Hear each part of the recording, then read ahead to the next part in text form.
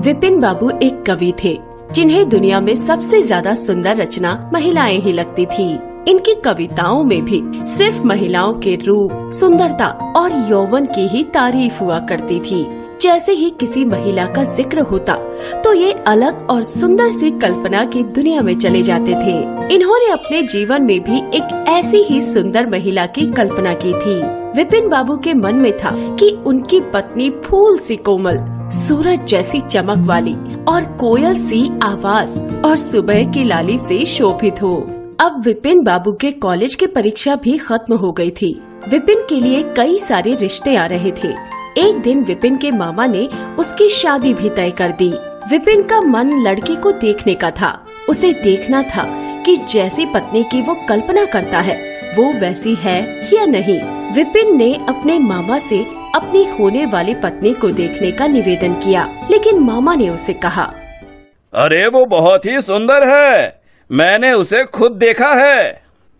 मामा की बातों पर भरोसा करके विपिन ने शादी के लिए हाँ कर दी। शादी का दिन भी आ गया। मंडप के पास बैठा विपिन अपनी पत्नी को देखने के लिए उतावला था। होने वाली पत्नी को उसने गहनों से सजा हुआ देखा। चेहरे पर घूंघट, हाथों और पैरों की सुंदर उंगलियां देखकर उसके मन को थोड़ी राहत मिली। दूसरे दिन विदाई के बाद जैसे ही डोली विपिन के घर पहुंची, तो वो तुरंत अपनी पत्नी को देखने के लिए दौड़ा। तब उसकी पत्नी पालकी से बाहर घूंघट उठाकर देख रही थी। जैसे ही विपिन की निगाहें उस पर पड़ी, उसे बहुत दुख हुआ। जैसी पत्नी के सपने विपिन ने देखे थे वो बिल्कुल भी वैसी नहीं थी। चौड़ा सा मुंह, चपटी नाक, फूले से गाल विपिन को बिल्कुल भी पसंद नहीं आए। रंग भले ही उजला था, लेकिन उसके अलावा विपिन के सपनों के दुल्हन से वो एकदम अलग थी। विपिन की सारी खुशी गुम हो गई। उसे मामा पर काफी गुस्सा आया, जिन्होंने लड़की की तारीफों के पुल बांधे थे। सबसे पहले उसने मामा से लड़ाई की, उसके बाद ससुराल वालों से और फिर अपने घर वालों से। विपिन के मन में हुआ कि इस महिला के साथ मैं किस तरह पूरा जीवन बिताऊंगा। इसके साथ पूरा जीवन मुझे कांटों भरा लगेगा। मैं सोच भी नहीं सकता कि ऐसी महिला से मेरी शादी हो गई है। मेरे क्या ख्वाब थे और क्या हो गया। भगवान को मेरे साथ ही ऐसा करना था। फिर उसने अपने मन में सोचा, शादी मैंने जबरदस्ती तो नहीं की थी। अब इस लड़की को क्या पता था कि पत्नी को लेकर मेरे क्या सपने थे और इसमें इसका क्या दोष है। इस सोच के बाद भी विपिन का दिल उसे स्वीकार करने को तैयार नहीं था। वो घंटों श्रृंगार करती थी, अपने बाल संवारती थी, लेकिन विपिन के मन को वो बिल्कुल नहीं भाती। विपिन हरदम उससे दूर भागता था और उसकी पत्नी पूरे भाव के साथ उसकी सेवा करना चाहती थी। धीरे धीरे विपिन ने घर में टिकना ही बंद कर दिया। जब भी विपिन की पत्नी आशा उससे कुछ बात करने की कोशिश करती तो वो उसे खरी खोटी सुना देता। विपिन रोज दोस्तों के साथ बाहर जाता और पत्नी घर में उसका इंतजार करती रह जाती। काफी दिनों के बाद जब विपिन घर खाना खाने के लिए आया तो आशा ने उससे कहा, आप मेरी वजह से घर में रहना ही छोड़ देंगे क्या? विपिन ने मुंह मोड़ते हुए जवाब दिया, अरे घर में ही तो रहता हूँ, बस आजकल नौकरी ढूंढने के लिए ज्यादा भागदौड़ करनी पड़ रही है। मैं खूब जानती हूँ कि आप घर में क्यों नहीं टिकते। आप किसी डॉक्टर से बात करके मेरा चेहरा वैसा क्यों नहीं बना देते जैसा आप चाहते हैं। क्यों तुम बेफिजूल की बातें कर रही हो? तुम्हें यहाँ आने के लिए किसने कहा? जब आपको किसी चीज से परेशानी है तो उसका इलाज भी करना होगा ना। भगवान जिस काम को नहीं कर पाया उसे मैं कैसे कर दूंगा?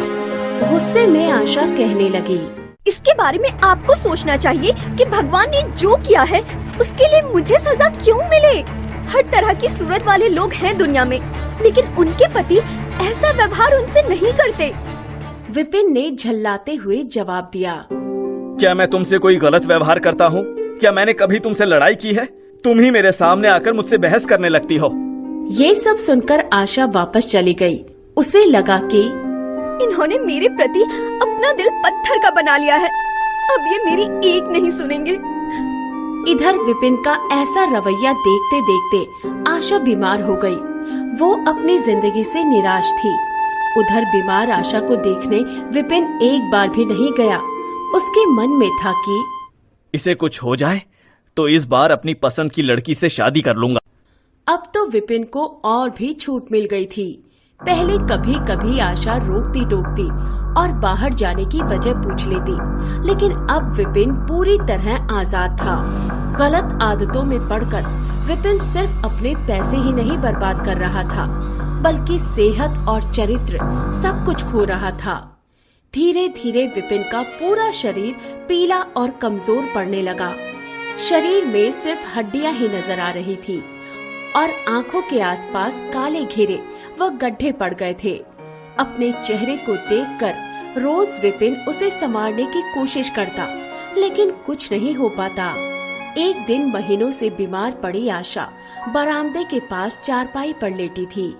उसने विपिन को काफी समय से नहीं देखा था, इसलिए किसी से विपिन को बुलावा भेजा।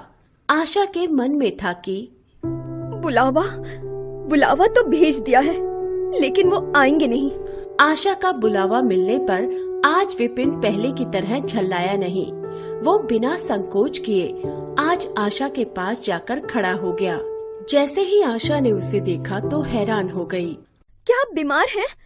बहुत दुबले हो गए हैं और पहचान में भी नहीं आ रहे हैं। जिंदा रहकर भी अब क्या करना है? आशा ने नाराज होते हुए विपिन का हाथ पकड़कर चारपाई पर बैठा दिया और बोली, दवाई क्यों नहीं करते?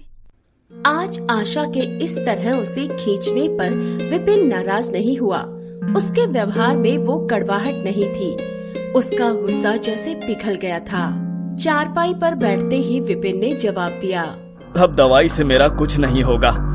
मौत ही मुझे अपने साथ लेकर जाएगी, और मैं ऐसा तुम्हें दुख देने के लिए नहीं कह रहा हूँ। देखो, मैं भयंकर रोग से ग्रस्त हूँ और अब मैं नहीं बच सकता।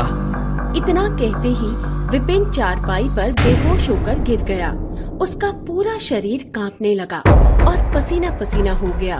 विपिन की ये हालत देखकर महीनों से बीमार पड़ी आशा झट से बिस्तर से उठ गई। वो पानी लाकर विपिन के चेहरे पर मारने लगी, लेकिन उसे होश नहीं आया। शाम तक विपिन का मुंह टेढ़ा हो गया और शरीर में कोई हरकत नहीं थी। ये लकवा था जिसकी चपेट में विपिन आ गया था। इस रोग में बीमार आशा ने विपिन की खूब सेवा की। दिन रात एक करके आशा द्वारा की गई मेहनत रंग लाने लगी। विपिन की हालत कुछ संभली, लेकिन अभी भी आशा विपिन को दवाई पिलाती और खाना खिलाती थी। इन सब में वो अपनी तबीयत को जैसे भूल ही गई थी। शरीर बुखार से तपता था, लेकिन उसे विपिन की स्थिति के सामने खुद की सेहत कुछ भी नहीं लगती थी। अब विपिन के दोनों पैरों में थोड़ी ताकत आने लगी थी। धीरे धीरे 4-5 महीने में वो अपने पैरों पर खड़ा होने लगा, लेकिन उसका मुंह टेढ़ा का टेढ़ा ही रह गया। उसके चेहरे पर पहले जैसी रौनक भी नहीं रही। एक दिन अपना चेहरा शीशे में देखने के बाद विपिन ने कहा, मुझे भगवान ने अपने किए की सजा दी है। आशा, मैंने तुम्हें सुंदर नहीं माना और आज देखो मैं खुद कितना कुरूप हो गया हूँ। अब तुम भी मेरे साथ वैसा ही व्यवहार करो जैसा कि मैं तुम्हारे साथ किया करता था। आप मेरी आंखों से देखेंगे तो पता चलेगा कि आप में कोई अंतर नहीं आया। आप पहले जैसे थे अब भी वैसे ही हैं। अच्छा, बंदर जैसा मुंह दिख रहा है मेरा, और तुम कहती हो कि कोई अंतर नहीं आया है। तुम्हें मालूम है ना, भगवान ने मुझे मेरी करने की सजा दी है। सबने खूब जतन किए, लेकिन विपिन का मुंह सीधा नहीं हो पाया। पति के पैर पर खड़े होने के कुछ समय बाद ही आशा ने घर में पूजा रखी, क्योंकि उसने भगवान से विपिन के लिए मन्नत मांगी थी। पूरे मोहल्ले के लोग विपिन के घर में जमा थे। भजन संगीत चल रहा था। तभी आशा की एक दोस्त ने उससे पूछा, अब तो तुझे अपने पति का चेहरा देखने की भी इच्छा नहीं होती होगी। कैसा टेढ़ा हो गया है मुंह। गंभीर आवाज में आशा बोली, मुझे तो कुछ फर्क नजर नहीं आता। उसकी दोस्त ने पलट कर कहा, चल झूठी, ऐसा थोड़ी ही होता है, बातें मत बना ज्यादा। सच कह रही हूँ, मुझे उनकी आत्मा मिली है जो उनके रूप से बढ़कर है, और मैं हमेशा उनकी आत्मा को ही देखती हूँ। विपिन कमरे में दोस्तों के साथ बैठा था। तभी उसके एक दोस्त ने बरामदे की तरफ खुलने वाली खिड़की खोल दी। उसने विपिन से पूछा, अरे आज तो यहाँ कई खूबसूरत लड़कियाँ हैं। बता तुझे कौन सी अच्छी लग रही है? खिड़की बंद कर दो। और जहाँ तक बात रही पसंद की, तो मुझे वही पसंद है जिसके हाथों में फूल की थाली है। तेरे चेहरे के साथ पसंद भी खराब हो गई है क्या? मुझे तो वो दूसरों से कम खूबसूरत लगती है। मैं उसकी आत्मा को देख रहा हूँ, वो हर किसी की सूरत से ज्यादा सुंदर है। तब उसने पूछा, अच्छा, यही तुम्हारी पत्नी है क्या? हाँ बिल्कुल, यही वो देवी तुल्य महिला है